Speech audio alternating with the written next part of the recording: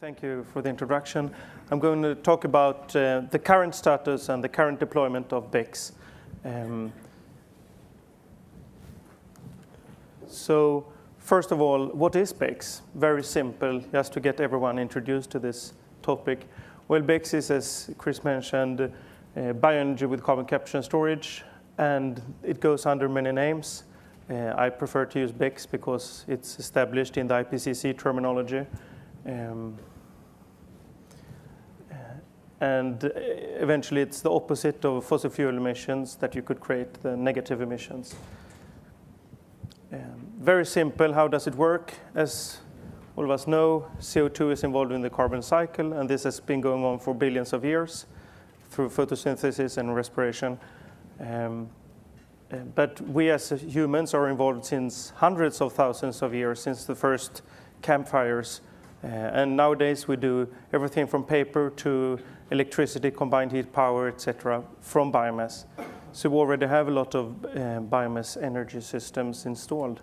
And if we add a CCS component to this, we will actually have a flow of carbon from the atmosphere through biomass and industries into the subsurface. And this is BECCS, and the result is, as you can see, a net removal of CO2 from the atmosphere. This is very simplistic, of course, and as you mentioned, we will have to look very carefully into different system modeling of biomass, of industries, of storage, etc. But it's a very promising technology, and it has started to get included in all of the scenarios that, for example, are going to be part of the IPCC fifth assessment report. And here is a very simplistic comparison. The problem that we have is that we mine a lot of carbon in various forms, coal, natural gas, oil, and release it to the atmosphere, increasing the amount of CO2 in the atmosphere. We can do, of course, CCS, for example, at coal-fired power plants, but this will never bring down the CO2 in the atmosphere, and neither with a simplistic model of bioenergy use if you don't, for example, increase the amount of standing biomass. Though by combining, so to say, the best of CCS and the best of biomass, we can actually have a removal, a negative minus from the atmosphere. So this is on your right-hand side, it's the very simplistic model of BECCS. Why do we need BECCS? Well, you mentioned at least 4 very, very good reasons for BECCS and negative emissions. And very simply put, BECCS can mitigate previous emissions and emissions from any source. I think it's very interesting, this notion of actually having BECCS in one place and then emissions in another place and them outrating each other, such as with the airplanes on fossil fuels and bioelectricity with CCS. We can also, of course, mitigate already emissions that have already occurred. And this is a unique property for BECCS. Then we can also have a historic emission risk management tool, something put forward by, for example, Obersteiner in his science article in 2001 that kind of launched this topic into the research community. And we could also look upon BECCS as something that could be added as a supplement on already existing biomass, so something that strengthens the biomass system. Yeah, this is very simplistic model of the amount of carbon dioxide in the atmosphere. It's taken from Reed and Lermit. And right now we're following this blue line. And interestingly enough, not even the Kyoto line will bring us into a safe pathway. And not even a green line, as this graph shows, is enough to reach ambitious targets such as 350 ppm. Because we're already now at 392 ppm of carbon dioxide in the atmosphere, and we are actually heading on the blue line. So even going into a totally fossil-free or emission-free scenario like the green line will place us in a situation where we are above safe levels of carbon dioxide in the atmosphere. So according to Reed and Lermit, if we would combine a very robust green line with BECCS, we could actually achieve a yellow line here and return back. And this is also what you showed in the for example, the image line in your last picture. So this is, I think, the most compelling part of BECCS. And if you look at the recent research in this area and the policy discussions, the IEA has been very interested in this, since, as Fatih Birol says, that the very famous 2-degree target is now extremely difficult to meet. And even a 450, as you see in this second quote here, even a 450 ppm target, it will be extremely difficult to meet without negative emissions. So how does it look on the ground? Well, we're fortunate enough to actually have the first BECCS demonstration in place already. It's a large demonstration in Illinois, funded by the US Department of Energy. And it's a big group with 46 partners, of which we are one at Birecro. And it will scale up from the current 300,000 tons per year to 1 million tons per year of CO2 injected. So this is actually a full-scale demonstration. And for being a BECCS demonstration, it's very large, since biomass plants tend to be smaller, about a tenth smaller in size than coal-fired power plants, for example. There is also a possibility to combine this with novel and emerging energy technologies. For example, if we would want to follow the bioelectricity pathway, it's very interesting to be able to gasify biomass and to do other electricity and perhaps even other fuels from novel technologies for biomass conversion. So we have looked at a possible pilot study combining gasification or third-generation biofuels with a CCS facility in North Dakota, also as part of the US DOE effort through the EERC at the University of North Dakota. This would be a very small pilot compared to this one. This is 3 powers of 10, almost smaller, but it's very interesting because it would be the next generation technology. And here is a pilot in Kansas. And just to show you it's real, it's actually me sitting there by a completed wellhead. And I think he looks very much like me today. It's the same suit even. And this one is the completed well for injection. And another 200 yards away, there is a monitoring well already in place. So this will be combined with a nearby ethanol plant, and 40,000 tons will be stored through both a EUR as well as a saline aquifer operation. And startup is already 2013, and 1 year is very short in this type of project. So this is another opportunity for looking at these projects. Here is a map of all the projects that we found in a search 1-2 years ago in front of the Cancun Komp meeting.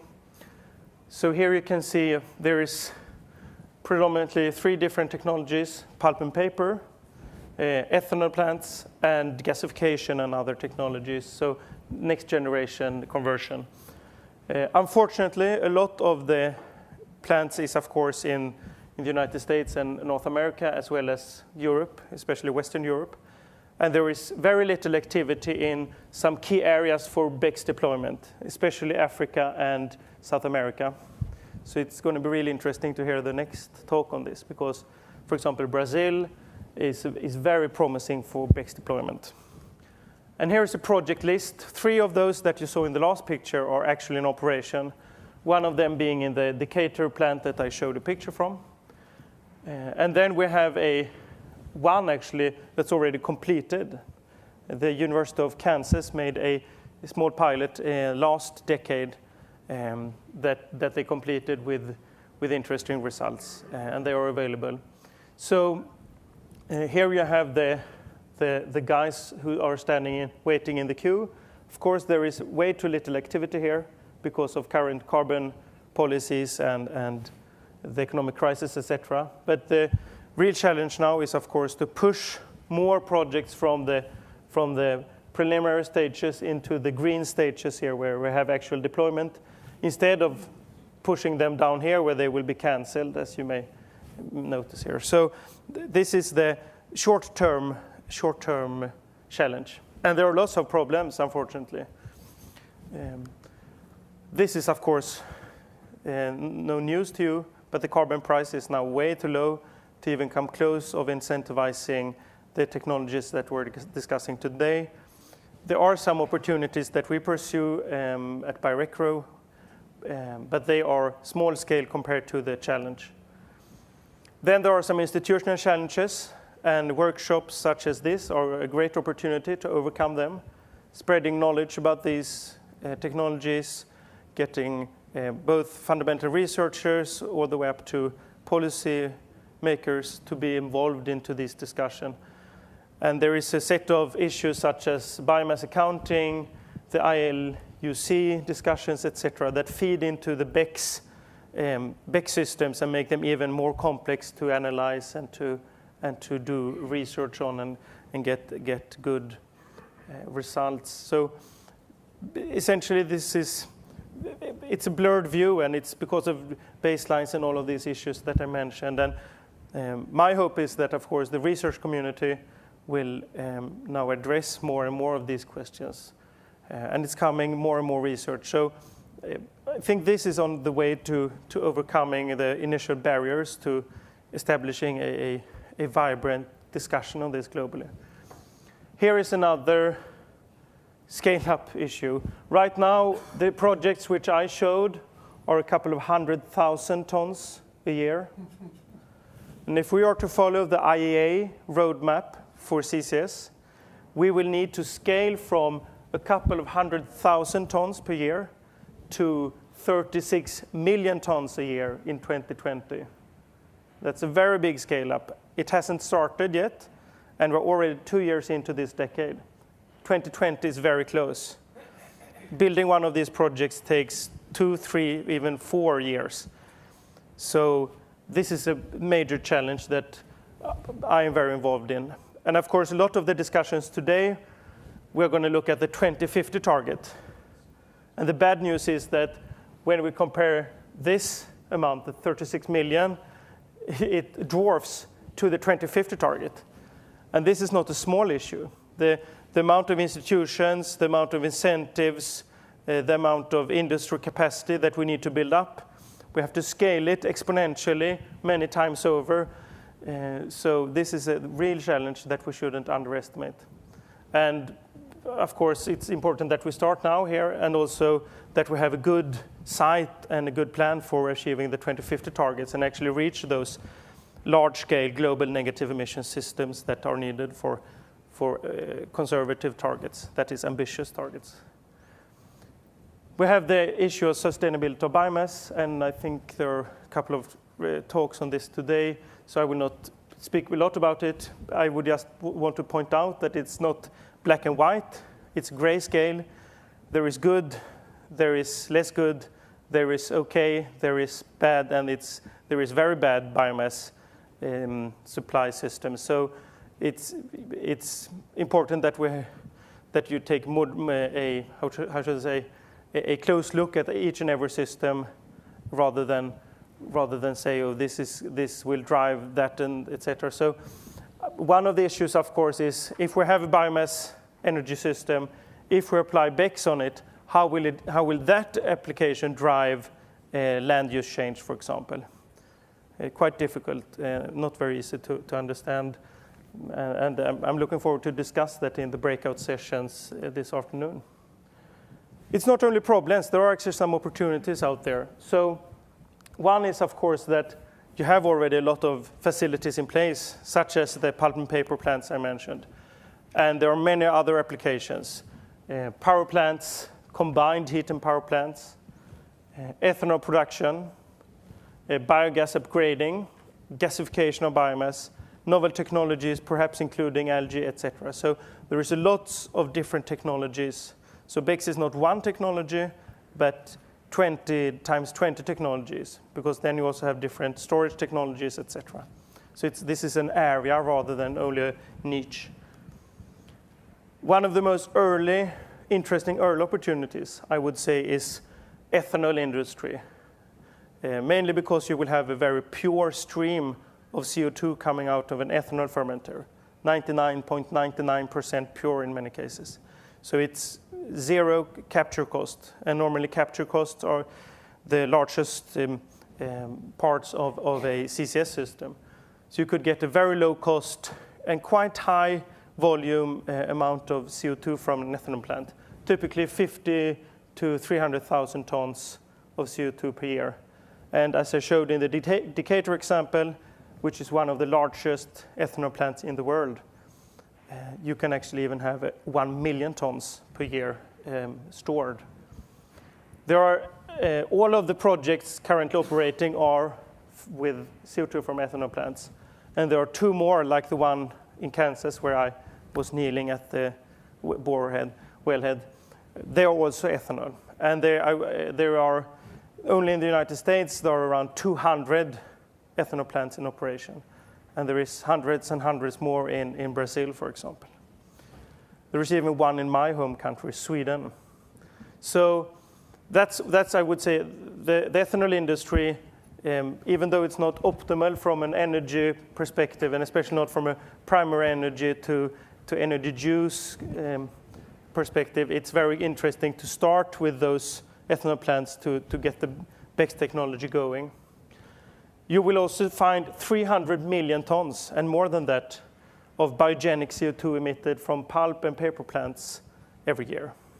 And this is quite a lot. This will contribute typically a tenth of the capacity, even in very ambitious BECCS scenarios. And this is already in place. It's emitted every year.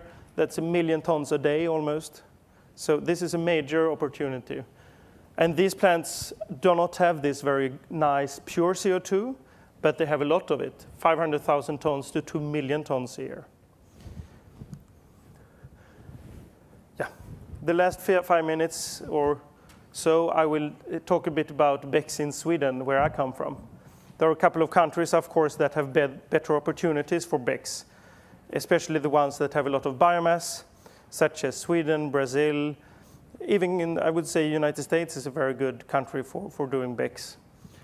Canada, et cetera, et cetera.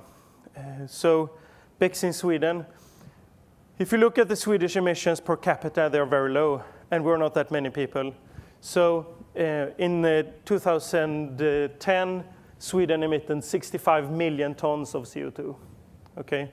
Mainly from transport sectors, because the electricity sector is very lean on carbon dioxide, mainly being powered by hydro and nuclear. But in addition to these 65 million tons, we had 31 million tons of, so to say, clean or biogenic CO2 emissions that are not part of the carbon addition to the atmosphere, since they are part of a renewal carbon cycle. So we have 61 major emitters of this biogenic CO2, and they are distributed throughout the country. This one is Sweden here, Norway here, and Finland there.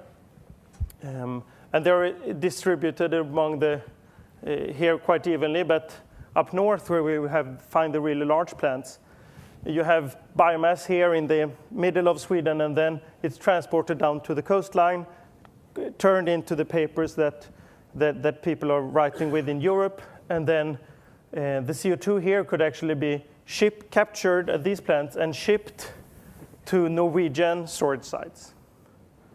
Everyone who is involved into CCS will think, oh, that's expensive. And yes, it's expensive, but it's much cheaper than many of the things that we do right now in Sweden to mitigate carbon emissions.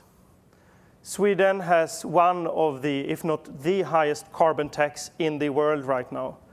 So if I go out with my car, which I don't have, but if I go in a cab, for example, the cab driver has to pay $150 per ton of CO2 in a carbon tax. That's quite a lot of money. And these systems typically cost $100 to $110 per ton, even including this shipping, which is hundreds of miles. Because you need to ship here because essentially Sweden has no sedimentary rock because of the ice ages. So you have to go to the Norwegian fields here, which with the Norwegian oil fields. And here at Utsira, for example, we have one of the examples of a megaton multi-decade storage site, the Sleipner, perhaps you've heard of it. And even up at Tubåsen there, you have at the Snövit plant, you have a CCS operation already in place. So there are very good opportunities. And if you put the mitigation cost at or below 1,000 kroner per ton, which is about $130 per ton, which is below today's tax, please note, you will find that BECCS could make an enormous contribution. CCS, especially on industrial sources, could make a big contribution, and all other sectors are quite marginal, going from the 65-something tons to 21 tons in 2030. And we could even go carbon negative as the first country in the world, not only cutting our emissions to zero, as is the vision and plan of the Swedish government right now, but going below and way below into a carbon negative situation where Sweden would remove CO2 from the atmosphere. So this is my presentation. I'm looking forward to questions.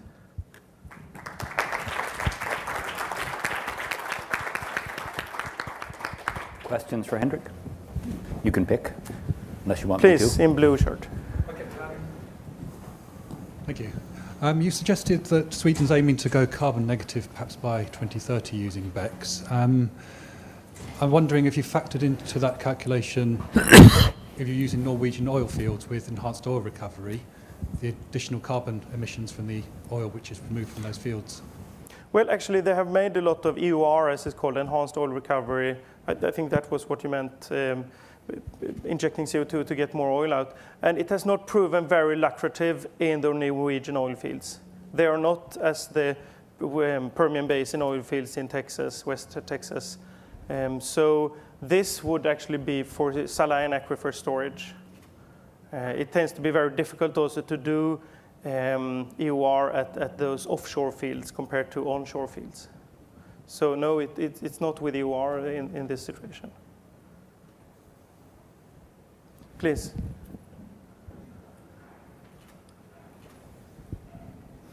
You had a slide that mentioned a barrier of bad accounting. I think you meant bad carbon accounting. I was wondering if that brings to mind to you any projects or technologies where bad carbon accounting makes something that should be good look bad, or vice versa. It's an interesting question, but this is not my focus point. So this is not my area of expertise. But of course, it's a lot of politics in carbon accounting, and especially in this ILUC discussion that ubiquitous, I think it's a lot of politics rather than only science. Let's just say that biomass is an area that's rich with bad accounting, and it has some examples of very good accounting too. Exactly. And that's also, it's not black and white. You can find everything. Please. Can you please clarify about how the BECCS is accounted for in the clean development mechanism? Like, do they count it as only one emissions, or do they double count it because you're having negative emissions? It's not even part of the CDM or Kyoto mechanism at all. CCS have had a very hard time to make its way into these mechanisms. And if you want to have BECCS, that has to be added on to the kind of policy structures and regulations that you have for CCS. And it was not until the very last COP meeting that this was accepted at all. So unfortunately, BECCS has a very long road to go. And that's what I mentioned with institutional challenges. This is not part of any international negotiations right now, unfortunately. So we have a situation where the scientists on one side that do the climate mitigation modeling say, we need this really badly.